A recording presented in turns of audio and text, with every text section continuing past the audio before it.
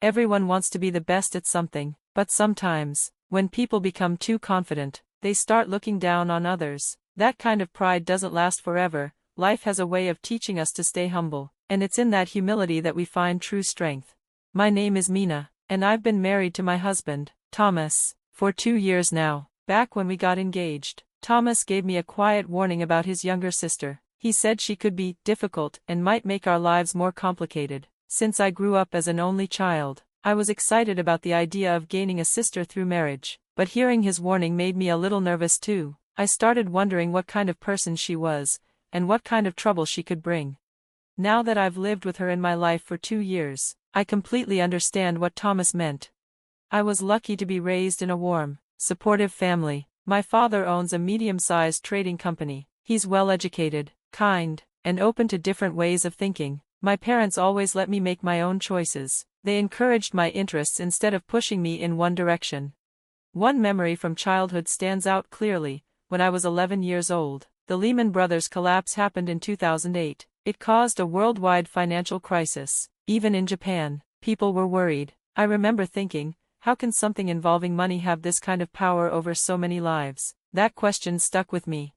From that moment on, I became curious about how money works in the world, how it moves through society and affects people. My parents noticed I was different from most kids. They had me take an IQ test, and the results came back above average. That gave me even more confidence to follow my interests. In school, I read articles and books about money and business, even when my classmates were still mostly into games or music.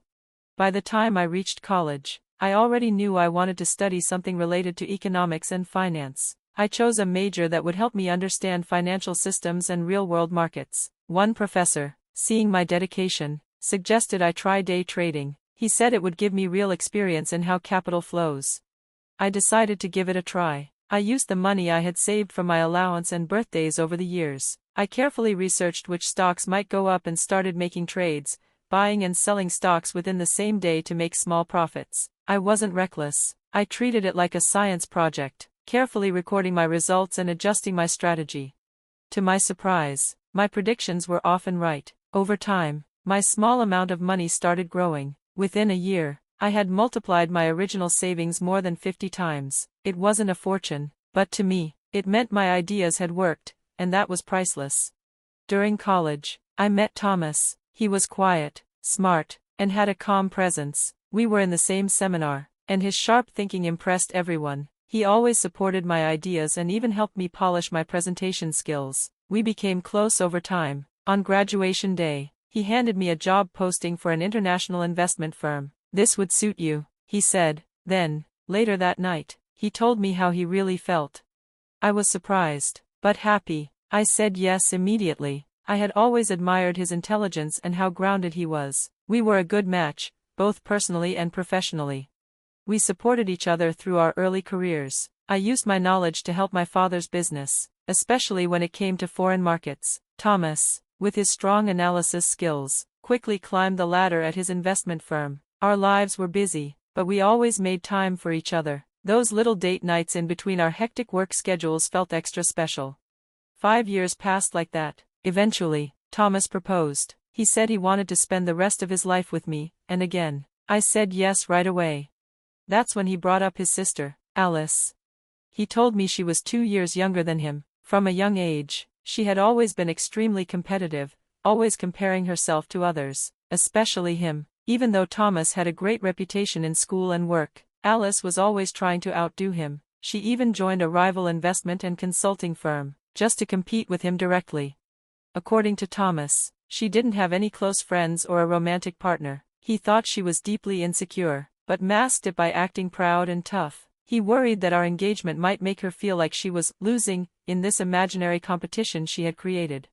I laughed a little at the time, trying to stay positive. "Don't worry," I said, "I'm sure she'll be fine." But I could tell from the look in his eyes that he truly meant what he said. And deep inside, I started to feel a bit nervous too. What kind of person was Alice, really?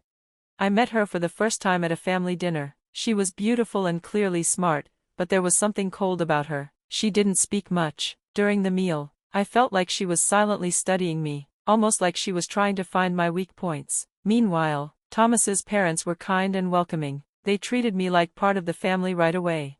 But Alice didn't smile or make small talk. At the end of the evening, as everyone was putting on their coats, she pulled me aside. I thought she might want to chat privately or maybe apologize for being distant. Instead, she looked me straight in the eye and said, "I'm disappointed."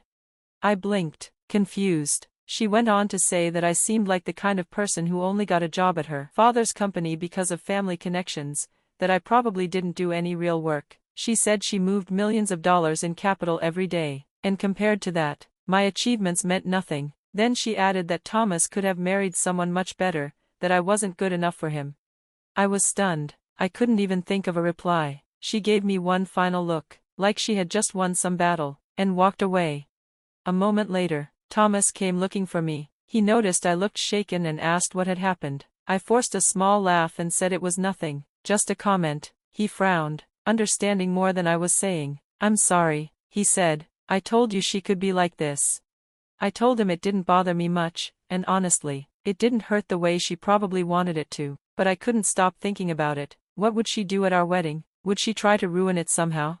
Weirdly, I found myself becoming more curious than worried. It was like waiting for a storm, wondering how strong it would be when it finally arrived. In the end, our wedding day was everything I had dreamed of. It was big, joyful, and full of people who cared about us. Thomas and I said our vows and promised to walk through life together. We laughed, danced, and felt surrounded by love. And Alice?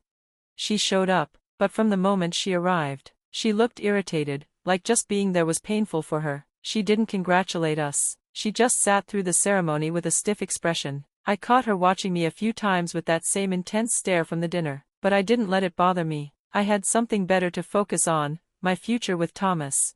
And deep down, I was starting to realize something. Alice might have all the ambition in the world, but what she didn't seem to have was peace.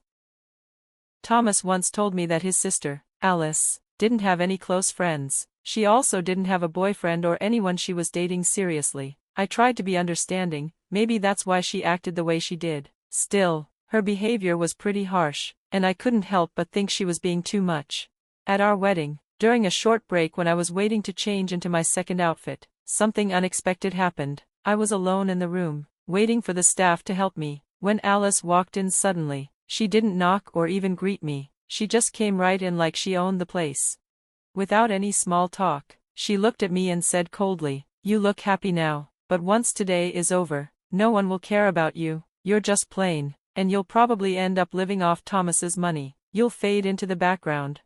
I didn't say anything back. I just stared at her, stunned. Inside, though, I wondered, why would anyone feel proud about thinking this way? What kind of person needs to tear others down to feel good? She wasn't done. She went on to say that she would become even more successful than she already was, and that she would marry someone better than Thomas. Someone richer, more powerful, and capable of giving her a grander wedding than mine. She sounded like she really believed it. Before I could say a word in response, she spun around and walked out of the room with her head held high, like she had just won some kind of battle. A few seconds later, the staff came in to help me change. They saw me laughing quietly. I apologized for the sudden burst of laughter and got back to preparing. Honestly, Alice had a talent for making everything feel like a dramatic movie scene. After the wedding, I thought I wouldn't hear from Alice again for a while. I figured we'd see each other at Christmas or some family dinner, but I ended up running into her sooner than expected, and in a very surprising way. At my father's company, he had decided to bring in some outside consultants to help with asset management and overall business strategy. I offered to help since I knew a lot about finance and investment, but he told me he wanted to work with professionals from a well-known consulting firm. During a business meeting to introduce the consulting team, I heard the name of the firm and felt like I'd heard it before, but I couldn't figure out why it sounded so familiar, until I walked into the meeting room and saw her, Alice. She was one of the consultants. We made eye contact, both of us surprised, but we stayed calm and pretended we didn't know each other. In front of everyone, we acted like we were meeting for the first time. No one had any idea we were sisters-in-law. Later that day, I told Thomas what had happened. He wasn't happy. He already knew Alice worked for that company and told me to keep my distance and stay out of her way. But to be honest, I found the situation kind of funny. It felt like a plot twist in a TV drama. Even though it was a little awkward, I stayed professional. I pointed out weak parts in their business proposal using facts, numbers, and logic. Their team seemed surprised and struggled to answer. Alice tried to fight back by bringing up data and case studies from her past work, but I kept cool and explained why her arguments didn't hold up in our situation. In the end, our side won the discussion. They agreed to revise their proposal.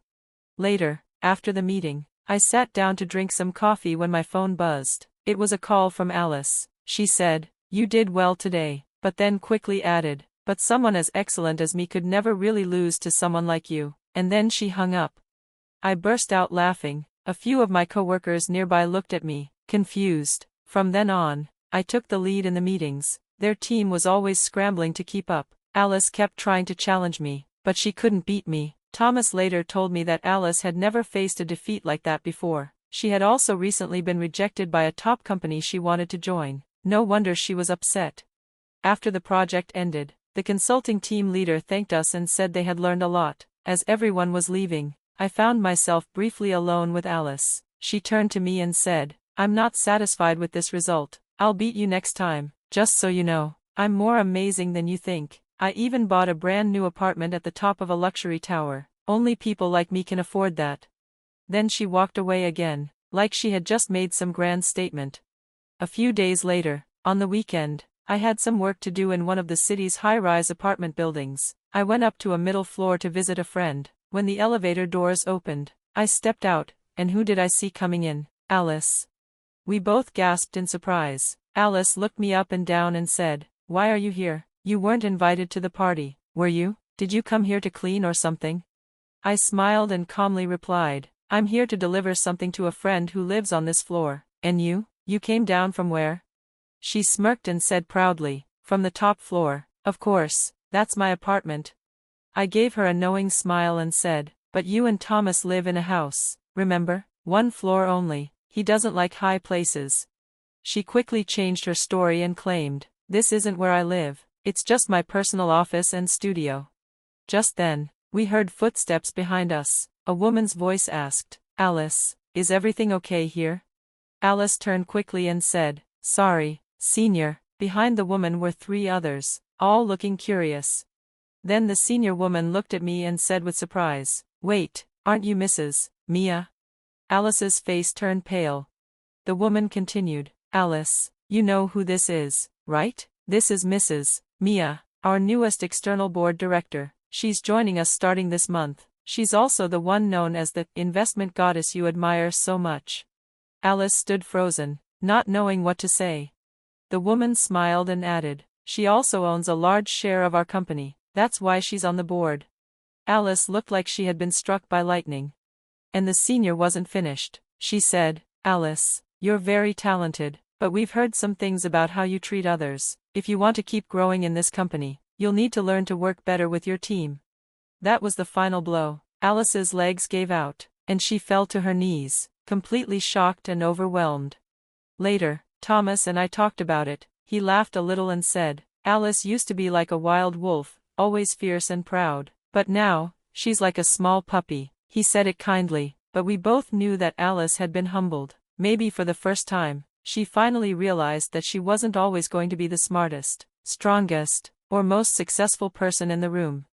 Honestly, I didn't hate her. I even felt a little sorry for her. But more than that, I was glad to learn something from the experience. Never judge others too quickly, never think too highly of yourself, and always treat people with kindness, even if they don't do the same to you. Thomas apologized for not stepping in more during everything that happened, but I told him it wasn't his fault. In fact, his concern and kindness made me love him even more.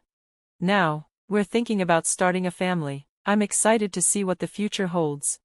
The other night, I even had a dream. We were a family of 5 with triplets from a cabbage patch. I woke up sweating, but couldn't stop laughing. Maybe life is full of surprises, and maybe, just maybe, the best is still ahead.